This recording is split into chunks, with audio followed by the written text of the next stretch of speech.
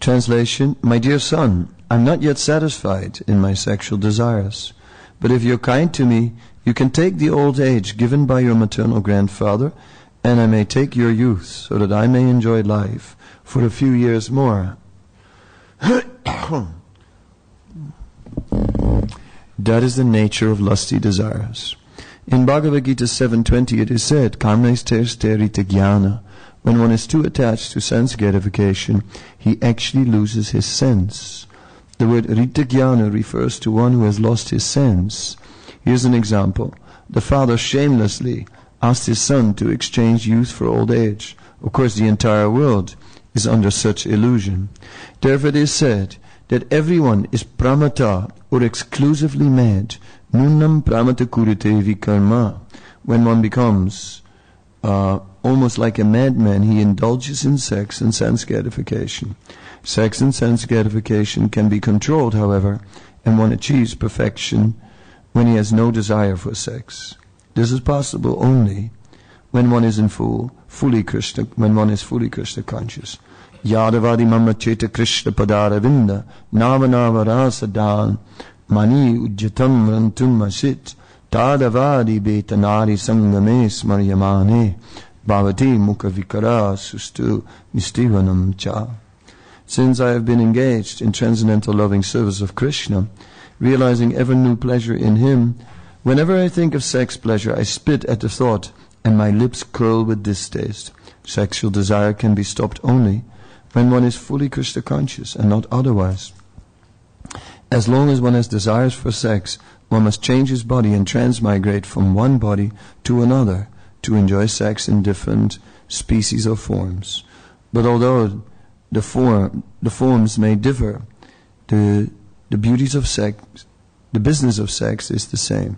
Therefore it is said, Puna punas charvita charvinanam. Those who are very much attached to sex might transmigrate from one body to another with the same business of chewing the chewed, tasting sex enjoyment as a dog, sex enjoyment as a hog, sex enjoyment as a demigod, and so on. Om Jnanatimirandasya Jnanandana Salakaya Shakshurin Militam Yena Tasmai Shri Gurave Namah. Shri Chaitanya Bhistam Stapitam Yena Bhutale Swayam Rupa Kadamayam Dadati Swapadantikam. Shri Krishna Chaitanya Prabhu Nityananda Shri Advaita Gadadhar Shri Vasadi Gaura Bhaktavinda. Hare Krishna Krishna Krishna Hare Hare, Hare Rama Rama Rama Hare Hare.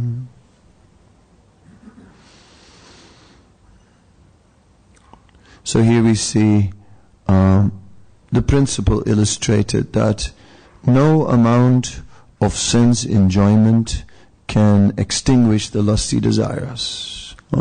Although the desires may be compared to thirst, and we think when I'm thirsty I simply drink water.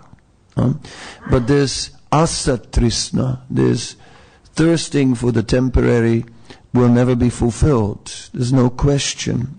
Rather, one's thirst will only get worse. One's desire will increase as one is trying to satisfy his sex desire.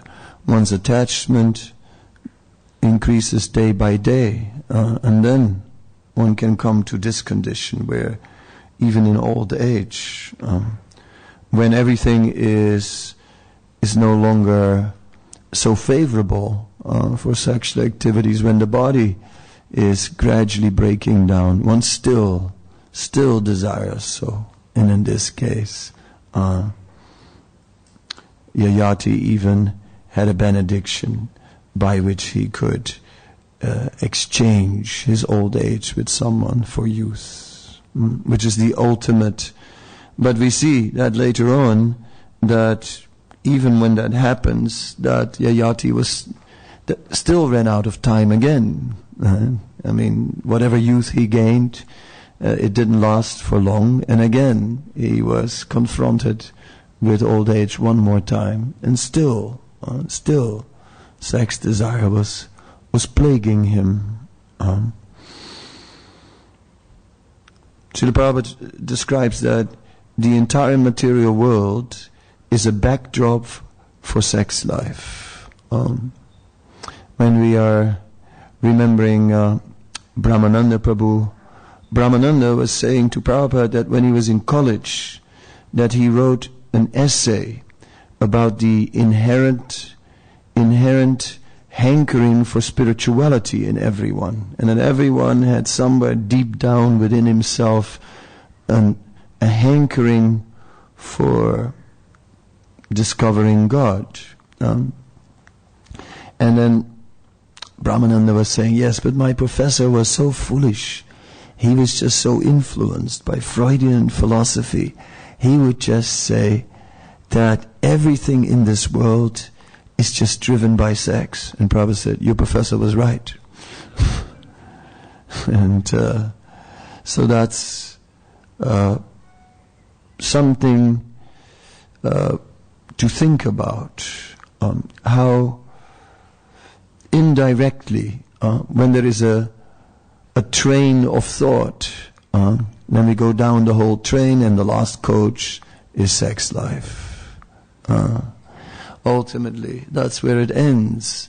So somehow or other, we see everything leads to that. And Prabhupada would make such statements. He would say, sports, they have sports just so that they can see the ladies in little skirts and so on. That we say, no, come on, isn't that a little, isn't there anything else? Isn't there something like physical fitness and just well-being,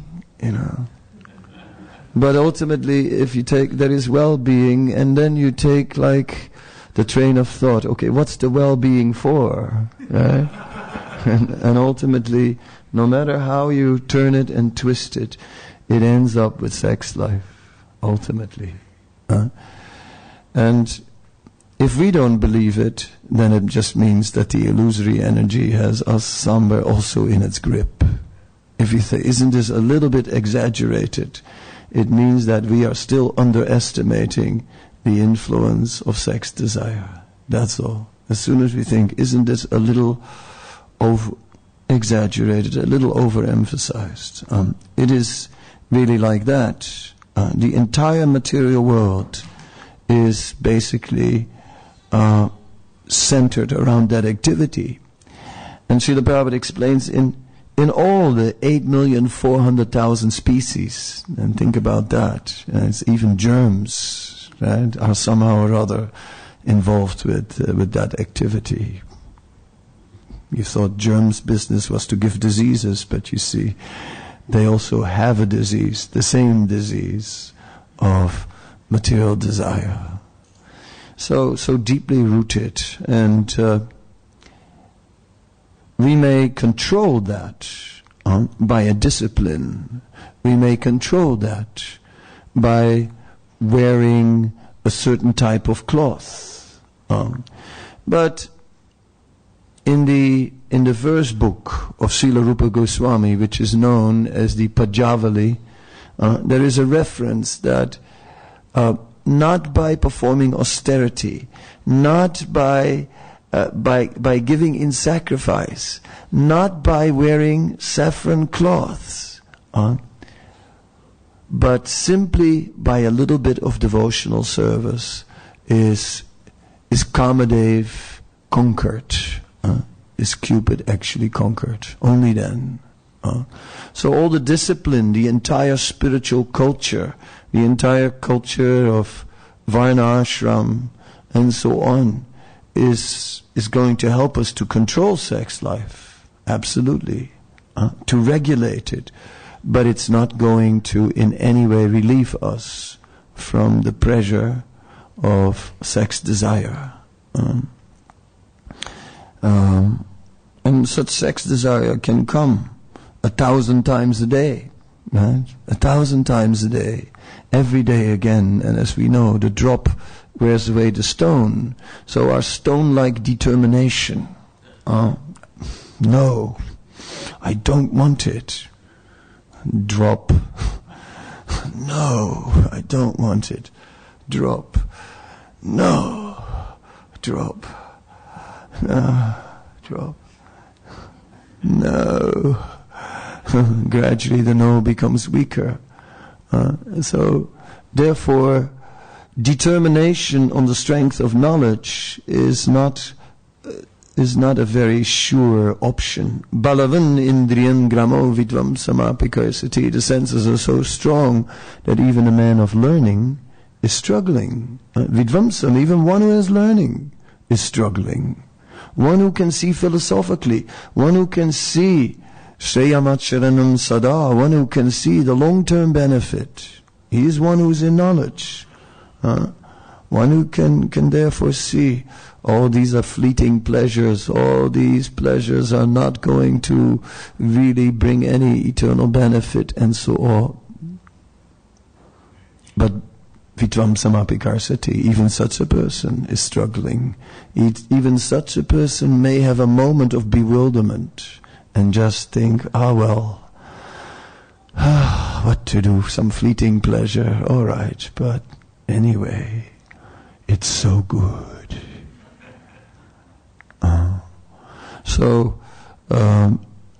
Therefore, knowledge won't work.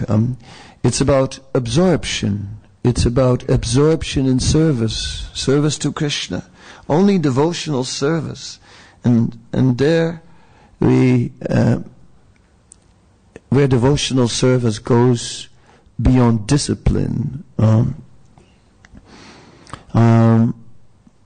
I was reading a statement of Krishnadas Kaviraj Goswami where he says, the sun is naturally warm, the moon is naturally cooling, the earth is naturally tolerant, the wind is naturally restless, the saints are naturally grave, the ocean is naturally deep, and Krishna is naturally controlled by love. So ultimately, the only thing that will happen, or the only thing where we will be able to really conquer this sex life, when we finally are done with it, when we can finally say this one disturbing element in our life, right? Sex life.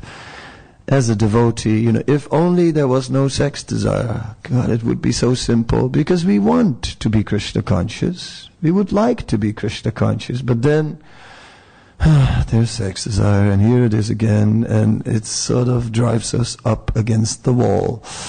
And we just wonder, how are we going to actually overcome it? Can it be done in the long run? And to the brahmacharis they say, the statistics are against you. After I took sannyas, in the first few weeks I took sannyas, I gave this class, and at the end there's this Mataji, and she asks a question, and she says, how do we know that you're not gonna fall down? I said, you please bless me that I never will. What else could I say? But okay, I'm not sure where she came from. I've never really tried also to understand what made her ask that question. But then again, I also thought, yes, how am I so sure? How am I so sure that I will never fall down? Only by taking shelter, only by constantly taking shelter.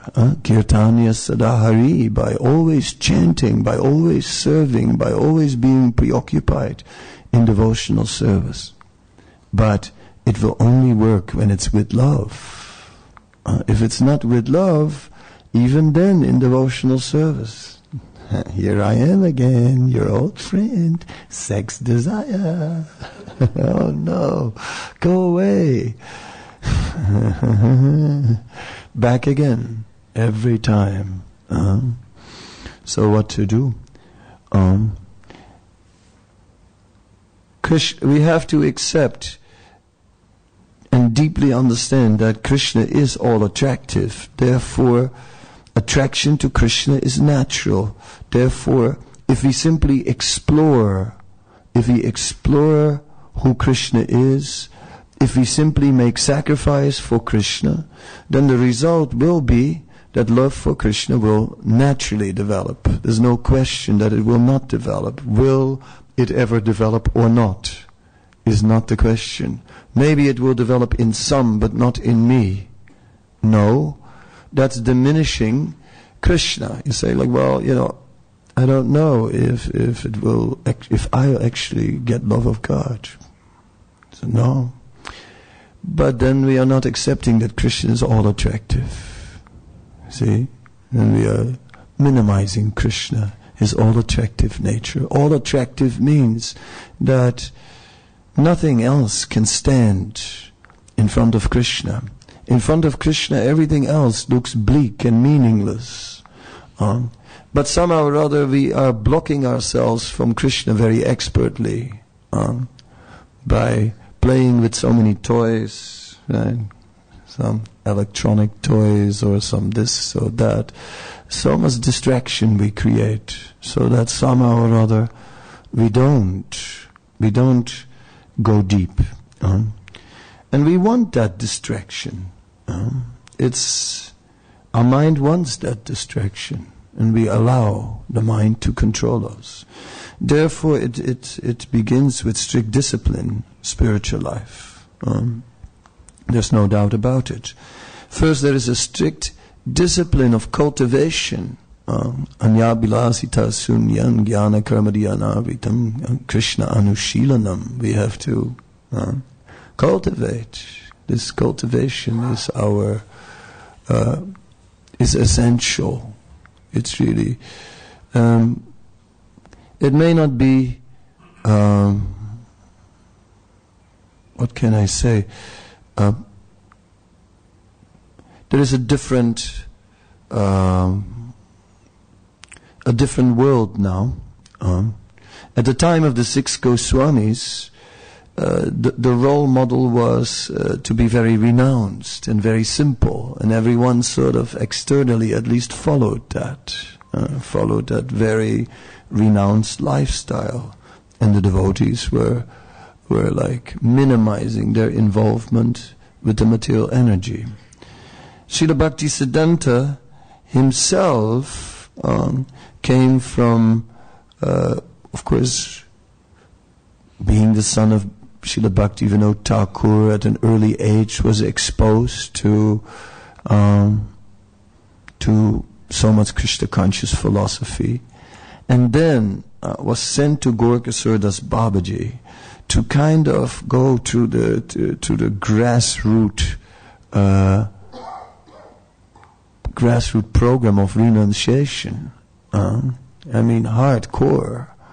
And he did that. Right? He did that vow of chanting so many names and living in that hut, very simple and very basic, and every day chanting 300,000 names, and in this way performing great austerity.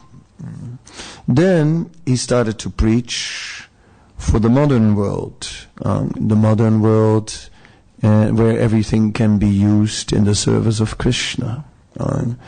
And simply we take all the fruits of the materialistic world, the products of Ugra Karma, and we use them for Krishna. That's then what's going on. But that's Srila Bhaktisiddhanta. He was in the world of tradition, made a bridge to modernity, walked across that bridge and started to preach in the modern world, put on an overcoat, drove in a car and all these things. But we were born in the world of modernity, live in the world of modernity, practice our spiritual life in the world of modernity, and have never given up our dependence on all these things. And in the name of Yukta Vairagya, you may see a wonderful vehicle with a number plate for you, Krishna. And you kind of wonder, if is it really completely for Krishna, or is there a personal motive there? So, okay, it's not a major problem if we have some desires in this world to enjoy the material energy. There is scope for that within Krishna consciousness, as long as we don't take to sinful activity. Sinful activity is prohibited. But to have some sense enjoyment is permitted. But we should understand, every type of sense enjoyment will lead to, ultimately, a desire for sex life. That's the result of it, that we should understand. Okay, so then we are in a gradual process of gradually overcoming our lusty desires, and that process may be suitable for most, because the advantage of that process is that it is relatively safe. If one suddenly places himself in an extremely renounced position and gives up all sense enjoyment, then after a little while a fuse burns and one cannot maintain. And then suddenly one may be confronted with a very strong surge of sex desire, which then is like a wave, a tidal wave, and one gets swept away. Therefore, the gradual process is safe, is nice, but it cannot be too gradual also. See, there's something like too gradual, where we are just waiting and waiting and waiting forever, and meanwhile, somehow or other, our lusty desires continue. Therefore, Prabhupada said, Pancha Chordam Vanam Vrajet. At the age of 50, Vanaprastha, and he said, at least no more sex life. No more sex life. So the Vana, I went to a social development conference, and different members of different ashrams spoke, and when the Vanaprastha came, he said, I have an identity crisis because I don't exist. So that's very, very true. I mean, that it is the ashram that never developed. It is the ashram that has been ignored. It is a dreaded ashram. It is an ashram where people are just looking the other way. And I have reasons for it, because we are engaged in devotional service. Therefore, it's the fact that we are together is very beneficial for our for service to Krishna. Therefore, it's not anukul. It is not anukul yasya sankalpa. It is not favorable for devotional service if we take vanaprastha. But let us so it looks as if the question is, shall I stay married as it is, with my spouse, or shall I give that up and take vanaprastha? And it looks like that's the crux of the issue. However, that's not at all the crux of the issue. That's a misconception. The actual crux of the issue is this. Up to age 50, we preoccupy ourselves making arrangements in this life. So many arrangements, work this, want a house, want this, want so many things, work hard and everything, expand. Wife needs this, children that, okay, go for it. At age 50, forget it. You're no longer working for this life. You're 50 now. You're working for the next life. And that's what the big change is. We start to work for the next life. Now, if you want to separate as husband and wife, or start to work for the next life together, that kind of provision is there. The essence of Vanaprastha ashram is not the separation of husband and wife. the essence of the Vanaprastha ashram is no more sex life, no more expansion in this life, minimizing one's involvement with material engagement, increasing one's spiritual involvement, either together, husband and wife, or separated, or something in between, semi-separated, whatever. But that the Vanaprastha ashram is a reality, that's a fact. Of course, our society is not designed for it. You're supposed to work till your old age, at least till you're 65 or something. I don't know what it is in the UK. So society is not set up for that. Retire at 50. But gradually, in the social development of our society, there is a need for the Vanaprastha ashram. There is a glaring need of Vanaprasthas in our movement, because if there would be more Vanaprasthas, it would naturally create a spirit of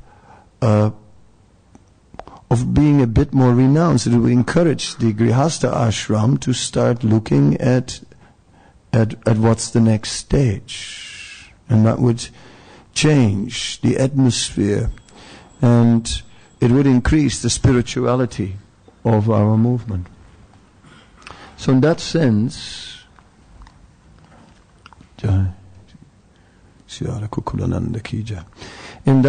we are socially incomplete in my perception. It's what to speak of the sannyasa ashram then. That's another thing again. There is a need. So all these things are required to help us to go forward. Meanwhile, no Varna ashram in the world will never be enough, even if we implement it in a more complete and more profound way in our society. It is absorption in devotional service.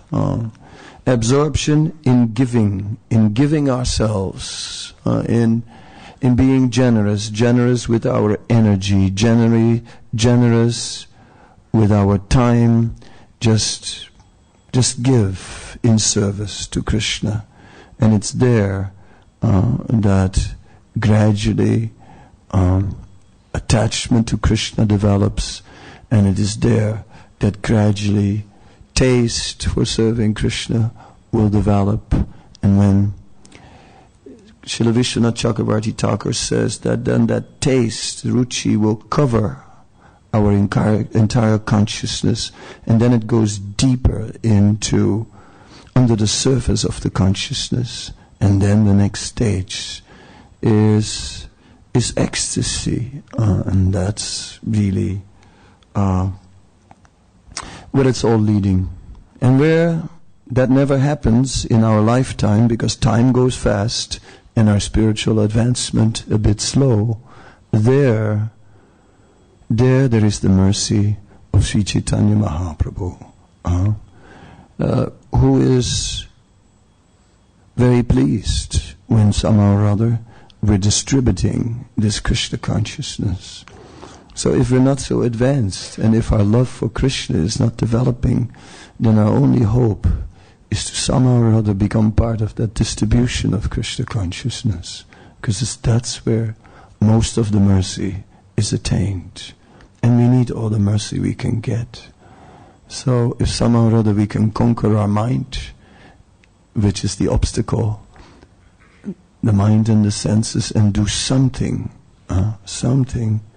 to push on this movement, that is the hope. That is our hope for rising above this ongoing burden of sex desire, which we all know very well.